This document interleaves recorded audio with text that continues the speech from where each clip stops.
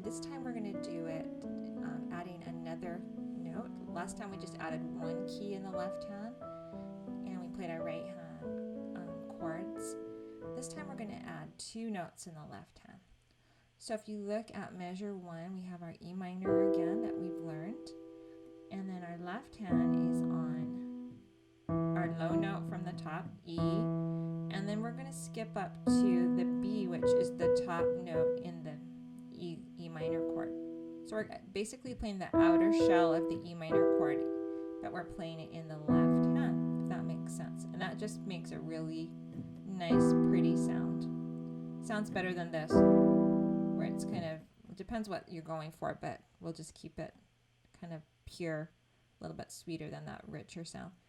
So we just play E minor, okay, and then on measure 3 we go down to D. So we're playing the outer shell, D and A, and then we go on measure 4 back to E minor. So you might want to just practice that, going from E minor to D minor to E minor. I would do that over and over until you felt really comfortable. Okay, and then on the last measure of line 1, that's measure 6, we have our G chord. So we're playing G, and D is our outer shell in the octave below. So we have G, then back to E minor. And then on measure 8, this is kind of a big jump. We move our thumb up to A, C sharp, and E. And our outer is our A chord. And then our A outer shell is going to be A and E, which we play down here, A and E. Okay, and then measure, let me go back to E minor.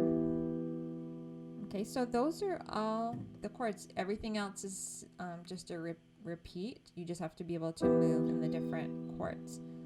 So again, I would just hold each measure for 3 counts, unless there's a tie hold that's going to be a little bit longer. So let's just sing through that a little bit. Are you going to Scarborough Fair? We play our G chord. Parsley, sage, rosemary, and thyme.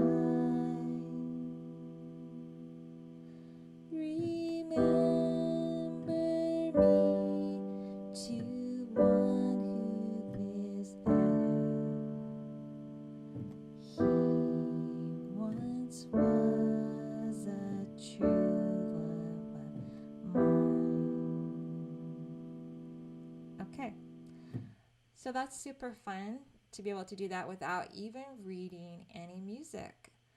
Of course, you can, if you take lessons from me, you'll be able to read a lot of this lead sheet, the counting especially, maybe not all the notes right away, but the counting, which is really going to help you be able to play it really evenly and make it sound really nice.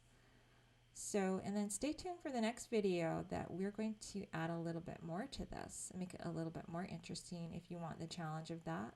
If not, just keep working on this. If this seems like enough for you, that's fine, because this really is a lot to take in right now.